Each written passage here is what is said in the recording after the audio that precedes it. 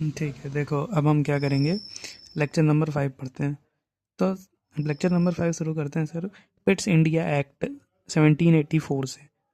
पिट India act में क्या होता है कि जो पीएम विलियम पिट थे यंगर, ब्रिटेन के पीएम थे विलियम पिट यंगर। इन्होंने फॉक्स बिल में कुछ संशोधन किया और 1784 में एक्ट लाया जिसे पिट्स इंडिया एक्ट बोलते हैं। इसमें ईस्ट इंडिया कंपनी का बिजनेस और पॉलिटिकल फंक्शन अलग अलग कर दिया। बिजनेस के लिए बोर्ड ऑफ डायरेक्टर बनाया और बाकी सारे सिविल मैटर्स के लिए, पॉलिटिकल फंक्शन के लिए board of controller. Board of director में 6 मेंबर होंगे, नहीं, बोर्ड ऑफ डायरेक्टर में 24 मेंबर्स, बोर्ड ऑफ कंट्रोलर में 6 मेंबर। अब गवर्नर जनरल है, वो पहला और दूसरा यानी बोर्ड ऑफ डायरेक्टर और बोर्ड ऑफ कंट्रोलर दोनों में जब तक सहमत नहीं हो जाते तब तक किसी भी राजा से ट्रीटी या कन्फ्लिक्ट नहीं कर सकता है।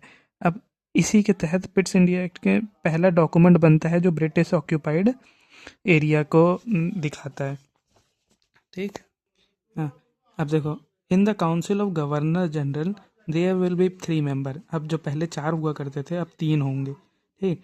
Other presidencies council will also have 3 member. Governor general के पास राइट रहेगा सस्पेंड करने के लिए प्रोविंशियल गवर्नमेंट को अगर वो फेल हो जाती है अपने कार्य करने में। एक गवर्नर जनरल होगा और उसके 3 मेंबर होंगे जिसमें से एक मेंबर कमांडर इन चीफ होगा।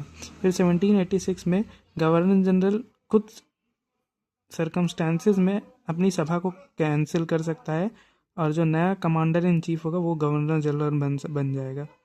अब बोर्ड ऑफ काउंसिल्स की सैलरी जो रहेगी will be paid from India. ठीक, इंडियन रेवेन्यू। इस बात से इंडियन बहुत नाराज होते हैं। बोर्ड 1793 एक्ट से कंपनी का लाइसेंस 20 साल बढ़ा दिया गया। Board of council salary will be paid by Indian revenue but after removing expenditure. देखो, सारा सैलरी जो भी रहेगी वो इंडियन रेवेन्यू से जाएगी।